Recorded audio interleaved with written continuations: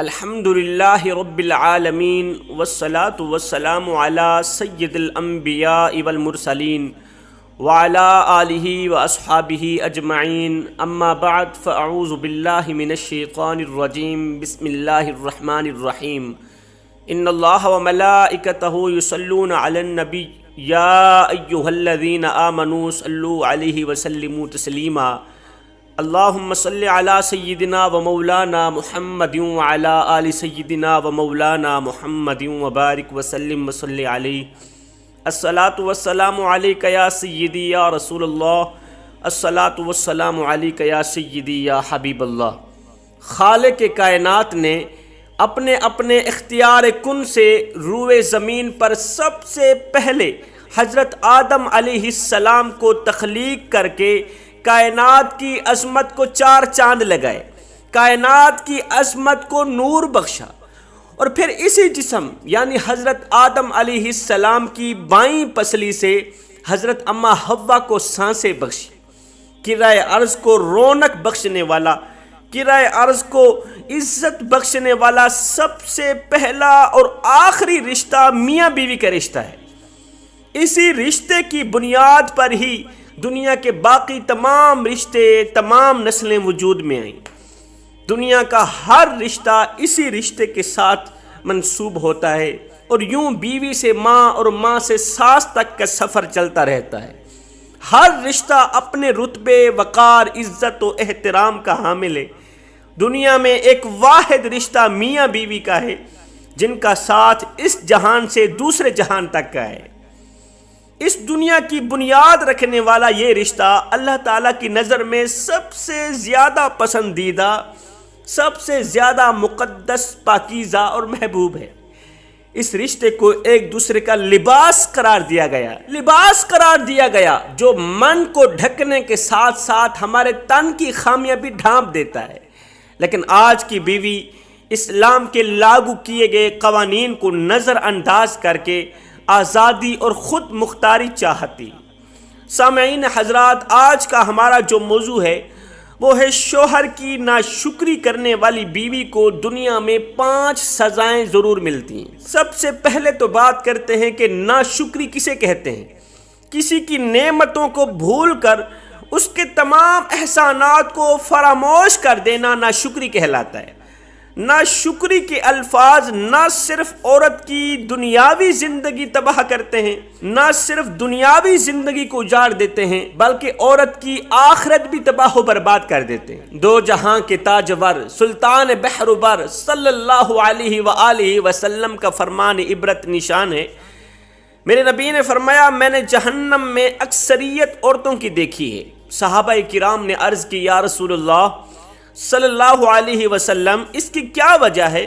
آپ نے جہنم میں اکثریت عورتوں کی کیوں دیکھی؟ وجہ کیا ہے؟ فرمایا کیونکہ وہ ناشکری کرتی ہیں۔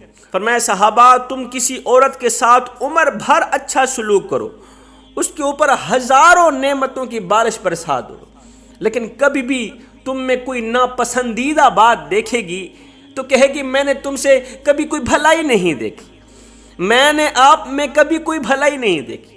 جب آپ کے پاس پیسہ تھا، دولت تھی، سب کچھ تھا، اس وقت آپ اس عورت کے اوپر ہزاروں نعمتوں کی بارشیں برساتے تھے، لیکن آج جب آپ غربت کا شکار ہوئے تو وہی عورت، وہی بیوی کہہ رہی ہے میں نے آپ میں کبھی بھی کوئی بھلائی نہیں دیکھی۔ فرمایا یہ وہ عورت ہے جس کو میں نے جہنم میں چیخ و پکار کرتے ہوئے دیکھا ہے۔ شوہر کی ناشکری سے عورت کو اس لیے بھی بچنا چاہیے کہ مسلسل اس قسم کی باتیں، مسلسل ناشکری کرنا شوہر کے دل میں نفرت و عداوت کا طوفان برپا کر دیتی، شوہر کے دل میں کدورت پیدا کرتی ہے۔ نبی کریم صلی اللہ علیہ وآلہ وسلم نے فرمایا میں نے جنت میں جھانکا تو اس میں اکثر لوگ فقراء تھے۔ جب میں نے جنت میں جھانکا نا، جب دیکھا تو اس میں اکثر لوگ فقراء تھے، اور میں نے جب جہنم میں جھانکا تو اس میں اکثر عورتیں تھیں۔ یہ وہ عورتیں تھیں جو شوہر کی ناشکری کیا کرتی تھیں۔ ایک مرتبہ رسول اللہ صلی اللہ علیہ وسلم نے عورتوں کو مخاطب کر کے فرمایا کہ اے عورتوں صدقہ کیا کرو، عورتوں صدقہ کیا کرو، کیونکہ میں نے اکثر تم کو جہنم میں دیکھا ہے۔ اکثر میں نے تمہیں جہنم میں دیکھا، چیختے ہوئے چلاتے ہوئے دیکھا۔ خواتین نے عرض کی کہ اس کی کیا وجہ ہے؟ آپ نے اس کی دو وجوہات بیان فرمائیں۔ نمبر ایک، لعن تان بہت کرتی ہو تم لعن تان بہت کرتی ہو۔ نمبر دو، شوہر کی ناشکری کرتی ہو۔ کئی عورتوں میں یہ عادت ان کے جسم میں رچی ہوئی ہوتی ہے کہ ہر وقت وہ شوہروں کی ناشکری کرتی ہی رہتی ہیں۔ شوہر ان کے لیے جتنی بھی محنت کر لے، جتنی بھی مشقتیں کاٹ لے، اپنی استطاعت کے مطابق جتنی ہی ان کے ساتھ بھلائی کر لے، لیکن پھر بھی خواتین صبر و شکر کے بجائے ناشکری ہی کرتی رہتی ہیں۔ پھر کیا ہوتا ہے؟ اس ناشکری کے انتہائی بھیانک نتائج سامنے آتے ہیں۔ ایسی عورتوں کو احسان فراموشی، ان کی ناشکری، زبان کی بد تہذیبی اور بدتمیزی کی وجہ سے بسا اوقات دنیا میں 5 سزائیں ضرور ملتی ہیں۔ حضرت امام باقر رضی اللہ تعالی عنہ کے بیٹے حضرت امام جعفر صادق رضی اللہ تعالی عنہ، آپ ایک دن اسلام کی مقدس شہزادیوں کو امن کا پیغام دے رہے تھے، امن کا درس دے رہے تھے۔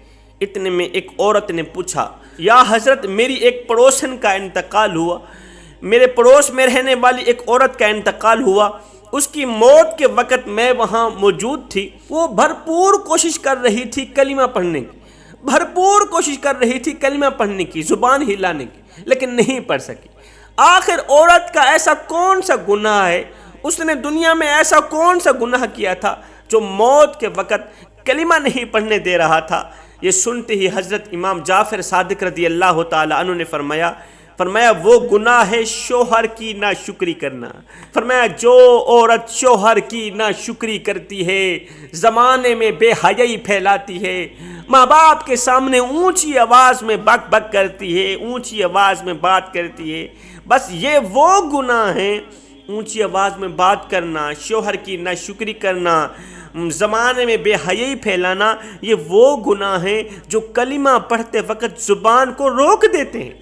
فرمایا شوہر کی ناشکری کرنے والی عورت کی دنیا میں 5 سزائیں۔ فرمایا نمبر 1 تو شوہر تنگ آ کر ایسی عورت کو چھوڑ دیتا ہے۔ بار بار ناشکری کرنے والی، شوہر کے تمام احسانات کو فراموش کر دینے والی عورت سے شوہر تنگ آ کر اسے تنہا چھوڑ دیتا ہے، اسے اکیلا چھوڑ دیتا ہے۔ پھر کیا ہوتا ہے؟ یہ ساری عمر پچھتاوے کے ساتھ بہن بھائیوں، گھر والوں کی ڈانٹ ڈپٹ اور تانے سن سن کر ساری عمر گزارتی ہے۔ اس کی زندگی اجیرن بن جاتی ہے، اس کی زندگی یہی تانے سننے میں گزر جاتی ہے کہ تو اگر اچھی ہوتی اپنا گھر نہ بساتی، اگر تو اچھی ہوتی تو تیرا شوہر ایسے ہی تنہا تجھے طلاق دے کے چھوڑ دیتا۔ فرمایا نمبر 2، ایسی عورت کی کوکھ سے جنی اولاد کے دل میں کدورت پیدا ہوتی ہے۔